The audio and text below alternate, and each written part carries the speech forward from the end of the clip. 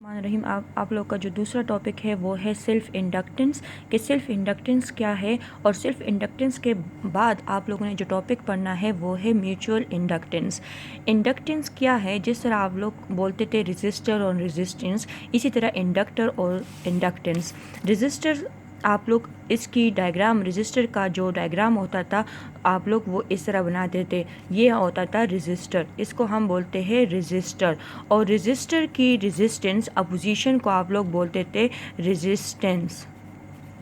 इसी तरह कोयल की शेप में आप लोग के पास जो चीज़ होगी ये इंडक्टर की शेप है, सही है। ये है आप लोग के पास इंडक्टर, और इंडक्टर में जो अपोजिशन ऑफर्ड होती है उसको आप लोग बोलते हो इंडक्टेंस।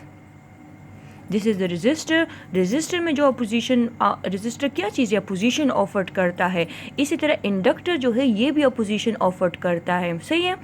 तो रेजिस्टेंस एंड इंडक्टेंस। अब डिफरेंस क्या है कि ये तो शेप में भी डिफरेंट हो गई, ये भी अपोजिशन ऑफर्ड करता है और ये भी अपोजिशन ऑफर्ड करता है।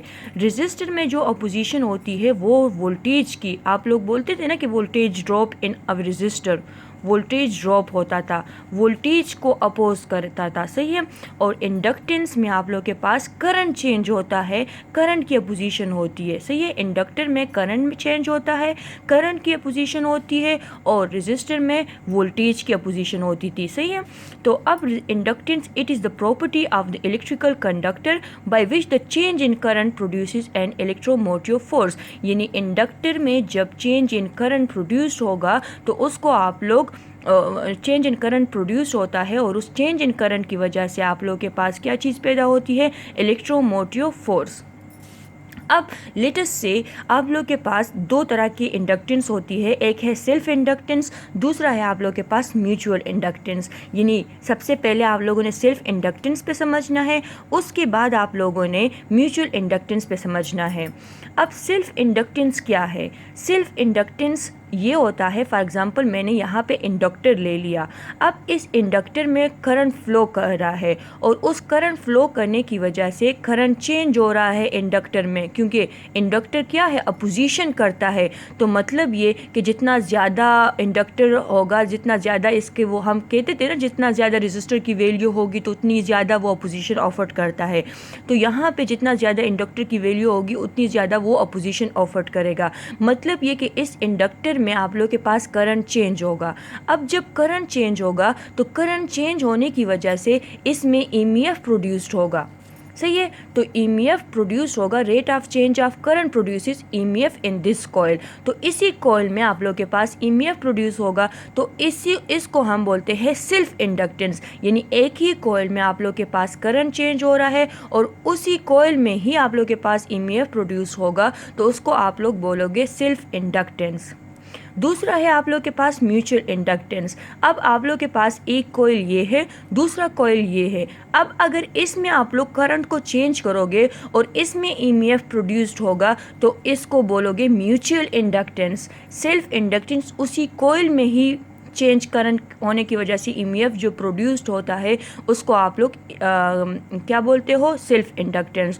और म्यूचुअल इंडक्टेंस यानी एक कॉइल में करंट चेंज होने की वजह से दूसरे कॉइल में ईएमएफ को प्रोड्यूस होने को आप लोग म्यूचुअल इंडक्टेंस बोलोगे। यहाँ पे इंडक्टेंस का वर्ड इस वजह से यूज़ हुआ है क्योंकि इंडक्टर यूज़ हुआ है, इंडक्टर यूज़ हुआ है तो इंडक्टेंस का नाम दिया हुआ है, सही है। This is the self inductance and this is the mutual inductance.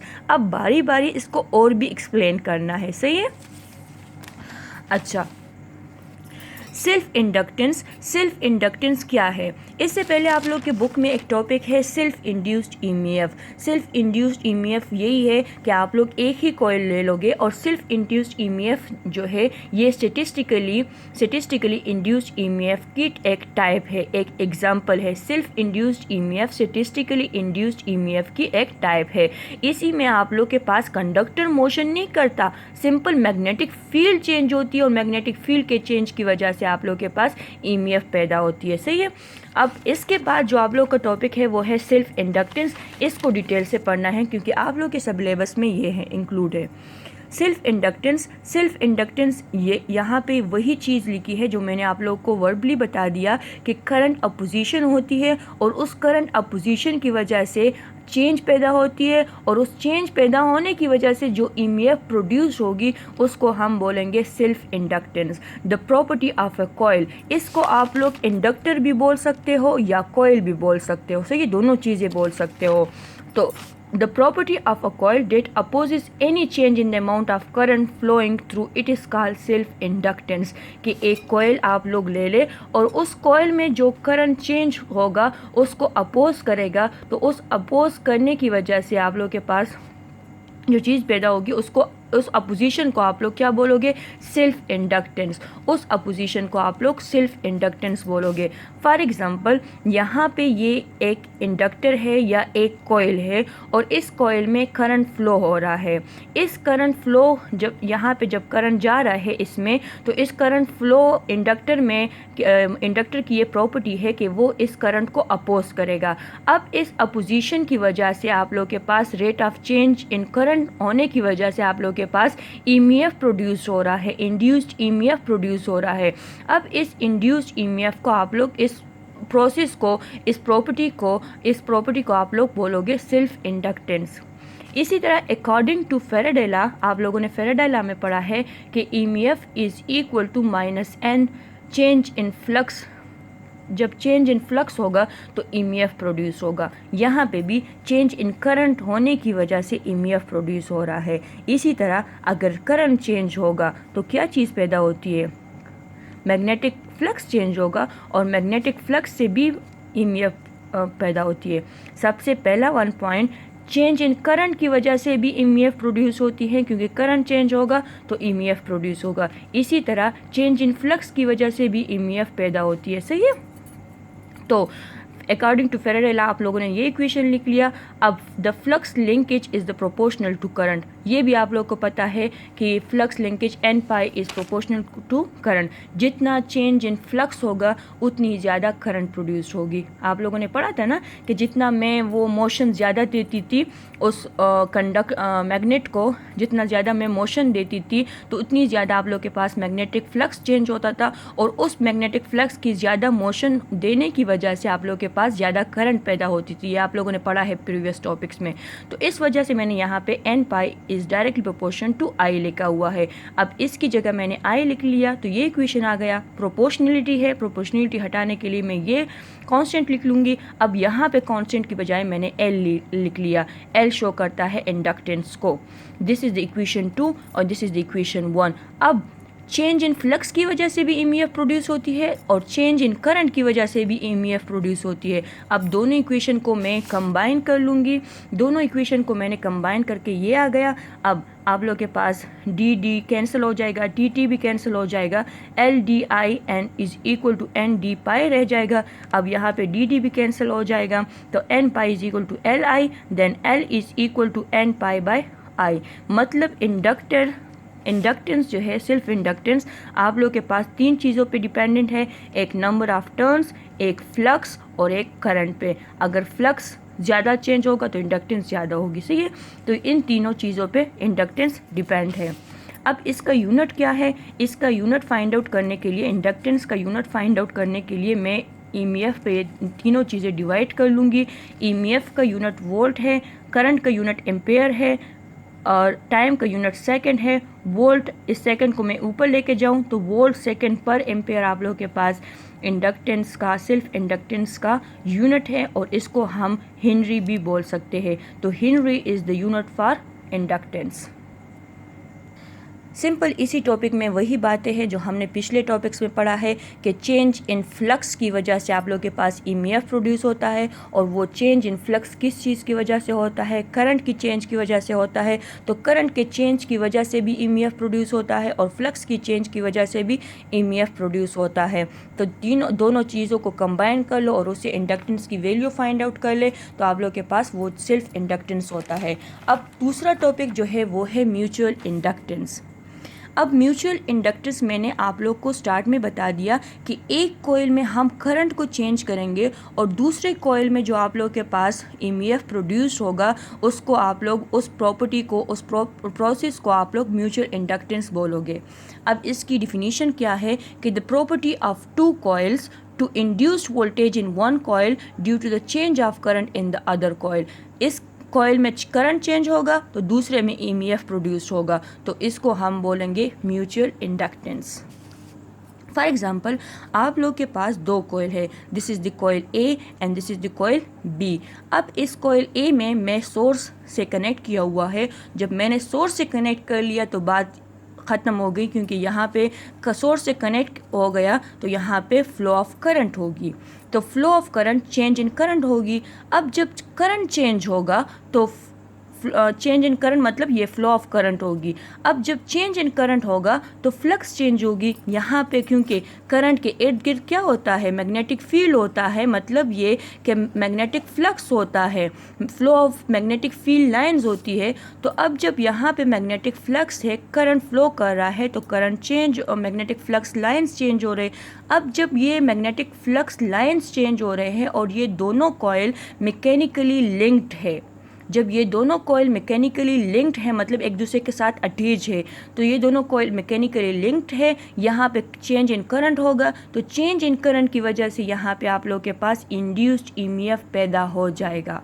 इस इंड्यूस्ड ईएमएफ को आप लोग क्या बोलोगे, म्यूचुअली इंड्यूस्ड ईएमएफ, क्योंकि दो चीज़ों को हमने म्यूचुअल किया हुआ है, मैकेनिकली लिंक्ड किया हुआ है, तो इस मैकेनिकली लिंक्ड होने की वजह से यहाँ पे करंट चेंज होगा। इस करंट चेंज की वजह से इसमें इंड्यूस्ड ईएमएफ जब पैदा होगा उसको हम बोलेंगे म्यूचुअल इंडक्टेंस। और यहाँ पे करंट किस तरह चेंज होगा, करंट सोर्स की वजह से चेंज होगा। जब करंट चेंज होगा तो मैग्नेटिक फील्ड लाइंस चेंज होंगे, और मैग्नेटिक फील्ड लाइंस जब चेंज हो गए तो इंड्यूस्ड ईएमएफ प्रोड्यूस हो जाएगा, और जिसको हम म्यूचुअल इंड्यूस्ड ईएमएफ बोलेंगे। तो वही वाला इक्वेशन हम ले लेंगे कि EMF is directly proportional to change in current. जितना चेंज इन करंट ज़्यादा होगा उतना ही ज़्यादा आप लोग के पास ईएमएफ प्रोड्यूस्ड होगा।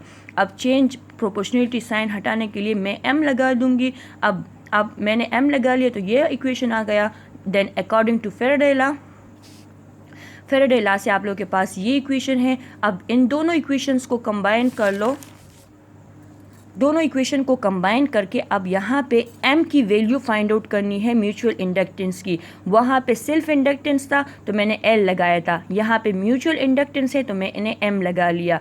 अब M कैंसलेशन हो जाएगी, then mi is equal to n phi, then m is equal to n phi by i। तो ये चीज़ें आ गई सही है इक्वेशन से।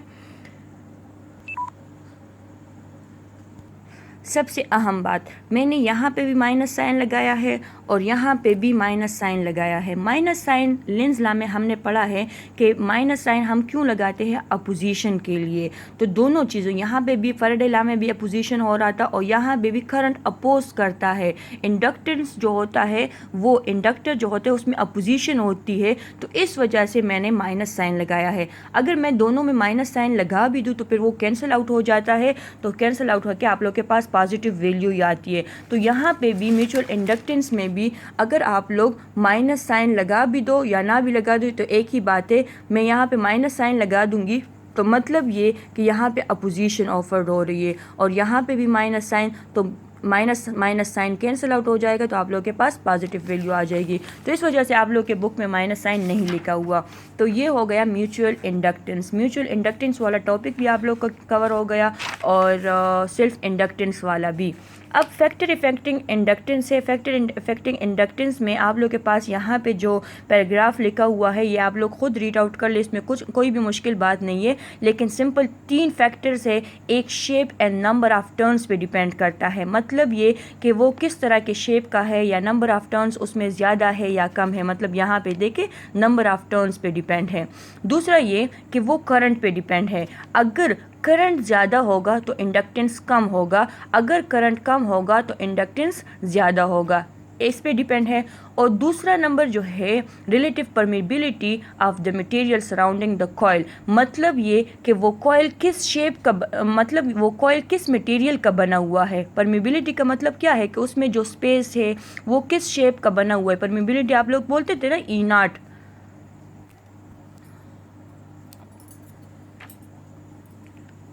परमिबिलिटी का मतलब ई नॉट यानी E is equal to E naught of E R. तो यहाँ पे मतलब ये कि relative permeability of the material, कि वो मटेरियल किस चीज़ से बना हुआ है। तो इन तीनों चीज़ों पे इंडक्टेंस डिपेंड करता है। In fact anything that effect magnetic field also effect the inductance of the coil, thus increasing the number of turns increases its inductance. Similarly by substituting an iron core for air core increases its inductance. अगर हम iron core use करेंगे तो उसकी inductance ज़्यादा होगी बनिस्बत air core के।